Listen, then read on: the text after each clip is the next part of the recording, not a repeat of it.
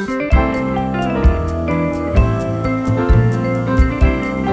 aujourd'hui, cet épisode du petit cétogène à Noël va plutôt concerner ceux qui sont dans le contexte que j'ai appelé celui de la course de fond. On va pas se leurrer.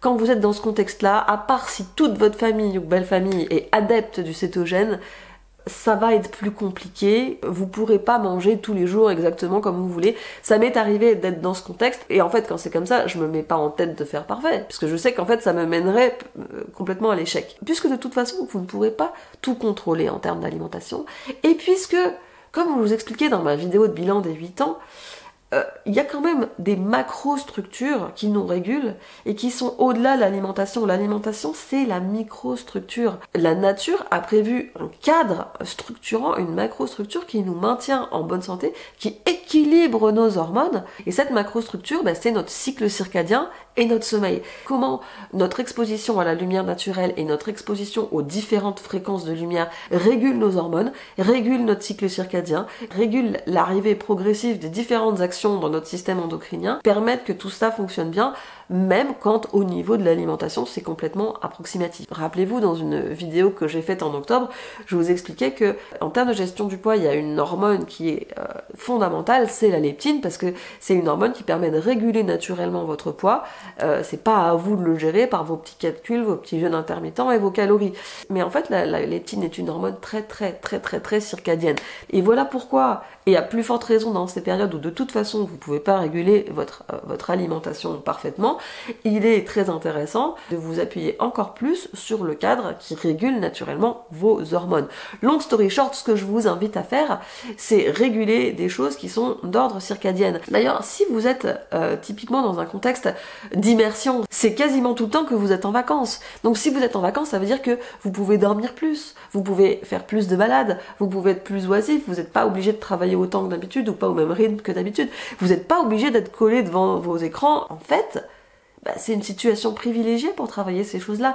Oui, vous pouvez pas manger comme vous voulez, mais par contre, vous pouvez travailler votre qualité de sommeil. Et comment vous allez travailler votre qualité de sommeil? En passant du temps dehors dans la journée. Alors évidemment, si vous pouvez faire lever de soleil, c'est mieux. Mais même si vous pouvez pas faire lever de soleil, juste le fait de passer du temps dehors avant 11h, c'est déjà excellent pour tout ce qui est régulation du cycle circadien et pour bénéficier de fréquences de lumière qui sont très importantes pour vous sur le plan hormonal. Et je dirais même qu'au-delà de ça, tout temps passé dehors tant qu'il fait jour, donc vous pouvez très bien vous dire, ok, je contrôle pas mon alimentation parfaitement, mais par contre je mets le paquet sur le temps que je vais passer dehors. Je mets un point d'honneur à ne pas rater le lever de soleil. Je mets un point d'honneur à me faire au moins 1 heure et demie de balade par jour. Je mets un point d'honneur à passer 2 heures dehors par jour au total, même si c'est pour lire un livre dans un plaid sur la terrasse. Dans un autre ordre d'idée, mais qui est loin d'être incompatible, vous pouvez aussi vous dire, je me décrotte de mon téléphone pendant cette période. C'est une période où je suis avec ma famille, c'est le moment de connecter avec eux, même si je m'entends pas toujours avec eux. C'est le moment de me décoller des réseaux sociaux. De toute façon, les réseaux sociaux vous amènent plus de stress que de satisfaction. Dans l'équation, on est rarement gagnant. Une des façons aussi très efficaces de diminuer l'inflammation, de ne pas stocker de manière outrancière, de réguler plus facilement son poids, de réguler plus facilement sa leptine, de réguler plus facilement son insuline, c'est de réguler son cortisol. Et en fait, rien que le fait de faire des activités qui sont pas stressantes, de faire des activités qui servent à rien, d'aller se balader en pensant à rien,